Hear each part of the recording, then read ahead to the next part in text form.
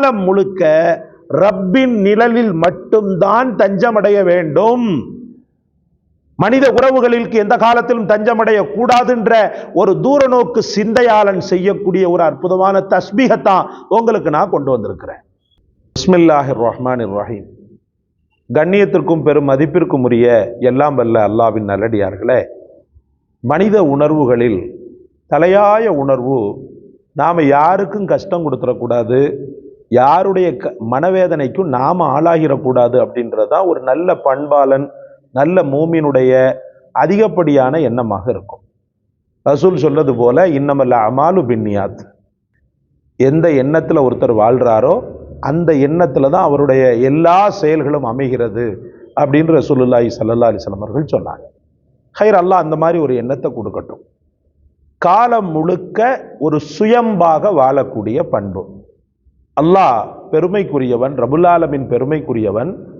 எந்த காலத்திலும் எந்த நேரத்திலும் ஒரு மூமின் தன்னிடத்தில் கேட்பதைத்தான் மிக அதிகமாக விரும்புவான். தன் ரசூலின் மூலமாக எவ்வளவு பெரிய வார்த்தையை சொல்ல வைத்தான். ஒரு செருப்பு வார அருந்தால் கூட அதை வல்லவனிடத்திலேயே கேளு, படைத்தவனிடத்திலேயே கேளு அப்படின்றாங்க.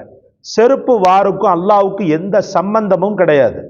ஆனாலும் ஒரு மனிதனுக்கும் இறைவனுக்கும் உள்ள அந்த ஒரு அழகான அந்த பலமான உறவு நிலை பெற்று உறுதி பெற வேண்டும் என்பதற்காக முஹம்மது ரசூலுல்லாஹ் இப்படிப்பட்ட வார்த்தையே சொன்னாங்க.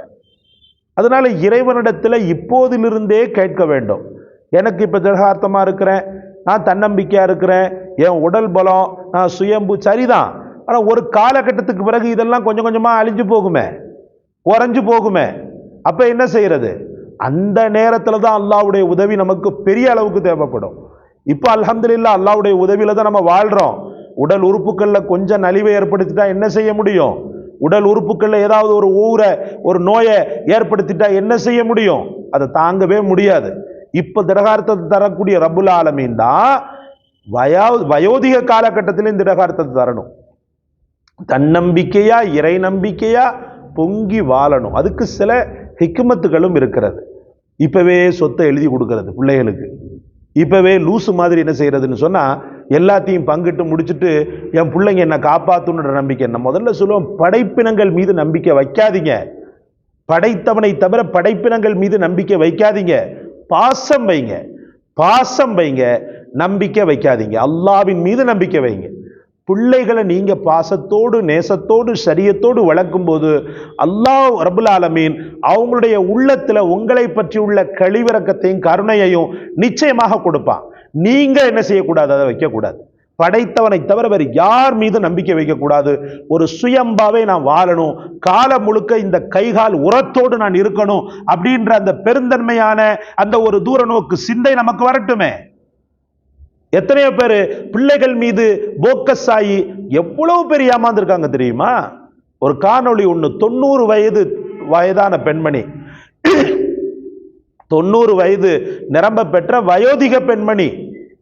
அந்த அம்மா இருக்கிற காலகட்டத்திலேயே தனக்கென்று கணவர் கொடுத்த அந்த சொத்துக்களை பிள்ளை பாசத்தினால என்ன செய்துருச்சுன்னா எழுதி கொடுத்துருச்சு. மூத்த மகனுக்கும் இளைய மகனுக்கும் எழுதி கொடுத்துருச்சு. மூத்த மகன் எங்கேயோ அந்த உள்ளூரில் ராமநாதபுரம் மாவட்டத்தில் இருக்கிறான். இவன் சின்னவன் வெளியூரில் இருக்கிறான், அல்லது மாற்றி இருக்கலாம், எனக்கு சரியாக அந்த நேரத்தில் ஞாபகம் இல்லை. அப்போ சகோதரர்களே, இந்த சின்ன மருமகன் கூட, சின்ன மகன் கூட தான் இருக்குது, மருமக கூட தான் இருக்குது. ஆனால் இந்த பாவிங்க என்ன பண்ணிட்டுங்க தெரியுமா? எல்லாத்தையும் வாங்குறத ஃபுல்லாக வாங்கிட்டு அந்த 90 வயசு கிழவிய வீட்டை விட்டு வெளியில் இருந்து அனுப்பிச்சிருச்சு. வீட்டை விட்டு வெளியே அனுப்பிச்சிருச்சு. கையறு நிலையில சாப்பாடு கூட இல்லாம போலீஸ் ஸ்டேஷன்ல போய் அந்த அம்மா ரிப்போர்ட் கொடுத்து ஊரெல்லாம் இஸ்லாமிய மக்களை தவறாக நினைக்கக்கூடிய அளவுக்கு அந்த அம்மா என்ன செய்யுதுன்னு சொன்னா, என் மருமக என்னை விரட்டி விட்டுட்டாங்கன்னு சொல்லிட்டு அழுதுகிட்டே என் சொத்தை எப்படியாவது மீட்டு கொடுங்க ஐயான்னு சொல்லி நிற்குது. கருணையுள்ளம் கொண்ட அந்த காவல்துறைகள், கருணையுள்ளம் கொண்ட அந்த காவல்துறை அதிகாரிகள் என்ன செஞ்சாங்கண்டா, அந்த தாயை அழைச்சிட்டு போய் திரும்ப கொண்டு வந்து என்ன செஞ்சாங்கண்டா, சேர்த்து விட்டாங்க. சேர்த்து விட்டு கொஞ்ச நாள்லையே, அதெல்லாம் முடியாது, சேர்த்து விட்டு கொஞ்ச நாள் இல்லையே பழைய குருடி கதவு தொடடின்ற கதையில அந்த தாயை மனவேதனைப்படுத்தி சாவடிக்காத குறையா வீட்டை விட்டு நைட்லேயே வெளியில் அனுப்பிச்சிட்டாங்க. என்ன செய்தாங்க தெரியுமா? அந்த மாவட்ட ஆட்சியாளர் உடனடியாக ஆக்ஷன் எடுத்து அந்த பத்திரத்தை அப்படி அந்த அம்மாவுக்கு மாற்ற செய்து, அல்லாஹ் அவங்க மாற்று மதமாக இருந்தாலும் மனிதாபிமானத்தை பேசிக்காக வச்சு அவங்க இருக்கிறதுனால அந்த கலெக்டர் என்ன பண்ணாங்கண்டா, அன்பிற்குரியவர்களே, அந்த சொத்துக்கள் முழுக்க முழுக்க அந்த தாய்க்கு தான் சொந்தம் சொல்லி அந்த சொத்தினுடைய அந்த உரிமத்தையே அழகான முறையில மாற்றி கொடுத்துட்டார். காலம் முழுக்கும் அந்த அம்மாவுக்கு தான் சொல்லிட்டு, அதுக்கப்புறமா குய்யோ முறையோண்டு ஒரு மண்ணாங்கட்டி நடக்காது போ அப்படின்னு சொல்லிட்டு என்ன செஞ்சுட்டார், விரட்டி விட்டார். இந்த தாய் இப்போ இருக்கிறாங்களா என்னான்னு கூட நமக்கு தெரியல. அப்ப இந்த மாதிரி ஒரு கையறு நிலைக்கு காரணம் நான் யாரா சொல்லுவேன் தெரியுமா? அந்த தாயைத்தான் சொல்லுவேன். கொஞ்சம் யோசனையா செயல்பட்டு இருக்கணும். ஹிக்மத் இருக்குது, வாழ்க்கையில நுட்பங்கள் இருக்குது, படைத்தவன் மீது முழுமையான நம்பிக்கையும் இருக்கணும், பாசம் பிள்ளைகள் மேல இருக்கலாம். ஆனாலும் நமக்கான ப்ராப்பர்ட்டி இஸ்லாமிய ஷரியத்தை பொறுத்தவரை ஒருத்தன் வஃபாத்தான பிறகுதான் என்ன செய்யுதுன்னு சொன்னா சொத்துக்கள் பங்கிடப்படுகிறது. இவரு உட்கார்ந்துக்கிட்டு வசியத்து பண்ணிக்கிட்டு இருக்கு, இவரு உட்கார்ந்துக்கிட்டு சொத்து இவங்களுக்கு அவ்வளோ அவங்களுக்கு இவ்வளோ அப்படின்லாம் எழுத முடியாது. சில கட்டங்கள்ல மட்டும் வசியத்து மட்டும்தான் கூடும். அதை தவிர்த்துட்டு சும்மா சொத்துக்களை இருக்கிற காலகட்டத்திலேயே பாரபட்சமா சில நேரத்தில் எழுதி கொடுக்கிறது, பொம்பளை பிள்ளைகளுக்கு இல்லாம ஆக்கிடுறது, அதெல்லாம் பெரும் கொடுமை அல்லவா? அந்த கொடுமைக்கான தண்டனையை தான் சில நேரத்தில் இப்படி விதிய வச்சிடறான். அல்லாஹ் ரப்புல் ஆலமீன் கருணையால அந்த பாவங்களை எல்லாம் மன்னிக்கணும். இனிமேலாவது உஷாராக இருந்து பழகுங்க. சரி, காலம் முழுக்க ரப்பின் நிழலில் மட்டும்தான் தஞ்சமடைய வேண்டும். மனித உறவுகளிற்கு எந்த காலத்திலும் தஞ்சமடைய கூடாதுன்ற ஒரு தூர நோக்கு சிந்தையாளன் செய்யக்கூடிய ஒரு அற்புதமான தஸ்பீகத்தான் உங்களுக்கு நான் கொண்டு வந்திருக்கிறேன். இந்த தஸ்பீகை நிதமும் 313, அதாவது பத்ரு சஹாபாக்களுடைய எண்ணிக்கையின் அளவுக்கு நீங்க அல்ஹம்துலில்லாஹ் ஓதுங்க. ஓதி முடிச்சுட்டு ரப்பிட்ட கேளுங்க. என்ன தஸ்பீ அது? ஸலவாத்து முன்பின் ஸலவாத்து. ஸலவாத்து ஓதி முடித்த உடனே யா அஸீஸ் யா முஇஸ் யா அல்லாஹ் சொல்லுங்க பாப்போம். யா அஸீஸ் யா முஇஸ் யா அல்லாஹ், யா அஸீஸ் யா முஇஸ் யா அல்லாஹ். கண்ணியமானவனே, கண்ணியத்தை தருபவனே, என்னை படைத்தவனே, யா அல்லாஹ் என் கண்ணியம் குலைஞ்சிராம பார்த்துக்கோ, என்னை அவமான பொருளாக ஆக்கி விடாதே, 4 பேருக்கு பாரமாக ஆக்கி விடாதே, ஏன் இவன் வாழ்கிறான் ஏன் இவள் வாழ்கிறாள் அப்படின்ற ஒரு பாரதூரமான ஒரு வேதனையை எவனுக்கும் கொடுத்து விடாத அளவுக்கு என்னை நீ வாழவை ரப்பே. என் பிள்ளைகளை நான் நாடி அப்படின்றதெல்லாம் தாண்டி உன்னை தவிர வேறு யாருமே, நம்ம படைத்தவனை நாடிட்டோன்னு வச்சுக்கிறோங்க, பிள்ளைகள் ஆட்டோமேட்டிக்காக நம்ம மீது பாசம் கொண்டு நம்மளை காப்பாற்று.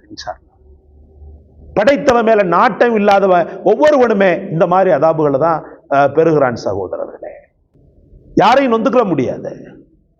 நம்ம இருக்கிற காலகட்டத்தில் முழுக்க முழுக்க படைத்தவனை சார்ந்து நம்ம வாழும் போது அல்லாஹு தாலா அந்த கையறு நிலையை கொடுக்கவே மாட்டான். எங்க 70 தாயை விட மேலான அந்த ரப்புல் ஆலமீன் உங்களை கைவிட்டுருவானா? நான் கேட்கிறேன், உங்களை கைவிட்டுருவானா?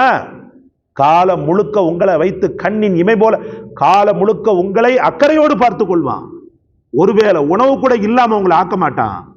ஆகத்தான சலாமத்தான வாழ்க்கை இன்ஷா அல்லாஹ் உங்களுக்கு தருவான். பிள்ளையே இல்லை, அந்த தம்பதியர் என்ன செய்ய முடியும்? தஸ்பீஹாத்துல ஈடுபட்டு முழுவதுமாக அர்ப்பணம் செய்யுங்கள். உங்களுடைய இரத்த ஓட்டங்களில் இளமை பாய்வதை உங்களால் உணர முடியும்.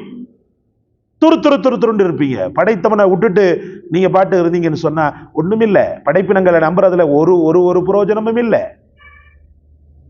படைப்பினங்கள் மீது பாசம் வைக்கணும், பிள்ளைகள் மேல பாசம் வைக்கணும், மனைவி மேல பாசம் வைக்கணும். நம்பிக்கையை அல்லாஹ்வின் மீது மட்டும்தான் வைக்கணும். என்னை பொறுத்தவரை இந்த காணொளி உங்களுக்கு பிடிச்சிருக்கும்னு நினைக்கிறேன். லைக் பண்ணுங்க, ஷேர் பண்ணுங்க, சப்ஸ்கிரைப் பண்ணுங்க. எல்லாவற்றையும் விட மேலாக இந்த வசீஃபாவை உங்களுக்கு கண்டெடுத்து சொன்ன எமக்காக துஆ செய்யுங்க. ஜஸாக்கல்லாஹ். அஸ்ஸலாமு அலைக்கும் வரஹ்மத்துல்லாஹ்.